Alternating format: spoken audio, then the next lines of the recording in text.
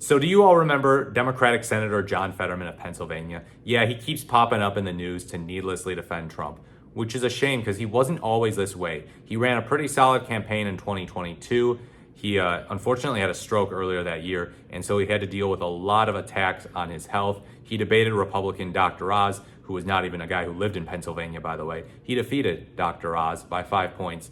And yeah, he's a lot different now, though, unfortunately. He's not the same guy. He ran a progressive campaign, but now he spends a lot of time defending Trump and simping for ICE and law enforcement and defending this whole tough on crime nonsense and defending the idea of sending more money to Israel. Yes, sending more money to Israel. But yeah, here he is playing defense for Trump. CNN reports, quote, "Some people now think we have to double down on those things or we must become more progressive or more extreme. That's absolutely not true. The 7 or 8 states that are going to determine who's going to be our next president, we have to win in those states, and I understand what that takes." Oh, do you, John? Are you going to run for president in 2028? I actually don't think he will. I think he knows that would be an embarrassment, that there's actually no appetite for simping for Trump and needlessly defending him. There's no appetite for people saying, we can't move further left bad, combined with simping for Trump. Like, you could say, oh, I want to be more moderate, but also I hate Trump. That could get votes. But being like, I don't like moving left and I like Trump, that's a recipe for embarrassment, Senator. So you don't actually know what it takes to win in those 7 or 8 states. Sure, you might be from Pennsylvania, but what was true in Pennsylvania in 2022 is not necessarily going to be true for all the swing states in 2026 and 2028.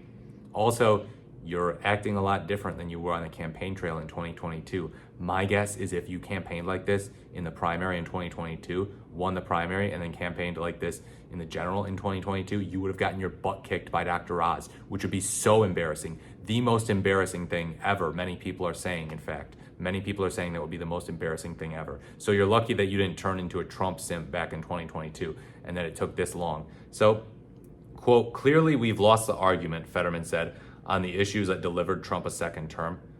No, progressives haven't lost the argument. More Democrats than ever are ready to vote in 2026 in the midterms. This was a recent poll, and in fact, more Democrats are ready to vote than are Republicans. More Democrats are mobilized. Yeah, the Trump administration is actively getting Democrats ready to go out and vote. It could be better, though. It could always be better. It could always be better in the sense that more Democrats are ready to vote, obviously. We don't want the Trump administration to do so much harm that it gets Democrats so ready to vote but destroys the country in the process. We don't want that. But we want a blue wave in 2026 that tells Trump to piss off and hopefully gets a Democratic House at the very least, maybe even a Senate, if we're really lucky. Quote, "We've really lost our connection with American voters in ways." Oh, you lost your connection with American voters? Yeah, you in particular, John Fetterman, you did. But it's not the Democrats that have lost their connection with American voters completely. Some Democrats have, definitely. You can single out plenty of them. But it's interesting that, what, are the Republicans the ones in touch with people?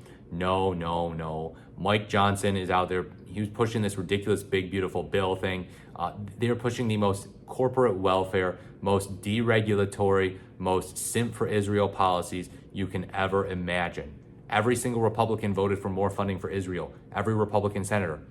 It's a shame. It's a damn shame. So, though the Democratic presidential ticket made labeling Trump a threat to democracy a central campaign theme, Fetterman cautioned against comparing him to an autocrat. Oh no, you can't compare Trump to an autocrat. Why? That's just going to get people who are going to vote Democratic to vote Republican because they'll be so offended that you called Trump an autocrat. My God. Oh, wow, great point, John Fetterman. Wow. Quote, "We have to turn the temperature down. It's like we can't compare people to these kinds of figures in history. And this is not an autocrat. He is an autocrat." Quote, "This is a product of democratic election. It's like I participated in that. It was safe and it was secure. We lost and the American people put us in the minority. That's democracy." And also a little bit of voter suppression thrown in there too, buddy. Quote, "I revere democracy. I may not like the outcome, but I have to respect that." Ah, yes, the good old holier than thou. Guys, I love democracy so much that I'm happy that Trump won and the voters put him in there instead of us, and that's democracy, and I revere it. No, dude, stop being a simp. Stop being okay, democracy is good. But when Trump wins, that's a bad thing. That's a bad thing. And no, it was not democracy that helped Trump win. It was not democracy that helped him win in 2016 either, by the way. Guess who won the popular vote in 2016? It wasn't Donald Trump. And he lost by nearly 3 million votes in 2016. Pressed on whether he agrees that Trump, who has broadly brandished executive power since taking office a second time, is shattering the norms of democracy, Fetterman responded, "He's definitely different, but that's what America voted for." No, he's not. No, he's not. Look, this was more defensible back in 2018, and I even remember distinctly saying in 2018 in a conversation with one of my friends, it's like, yeah, Trump seems a little crazy sometimes, but he's just breaking the mold. No, he's not breaking the mold. He's acting like a dictator lunatic. Just federalizing, sending federal troops to cities, taking them over, posting these things about Department of War, sending troops to Chicago. No, he's not simply breaking the mold. He's breaking the Constitution. He's breaking the country. The time of Trump simply breaking the mold is long over to the extent that it existed before. You know, I admit I've been wrong about some things before.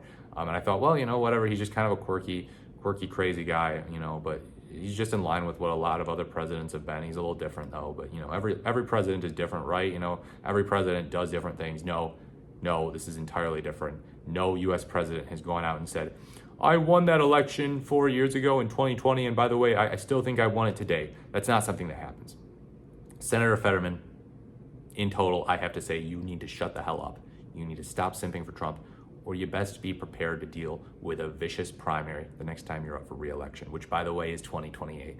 Let me know what you think in the comments below. Like, comment, or subscribe to the channel. Thank you so much for watching. This is the Morris, the merrier, and I look forward to speaking to you in my next video.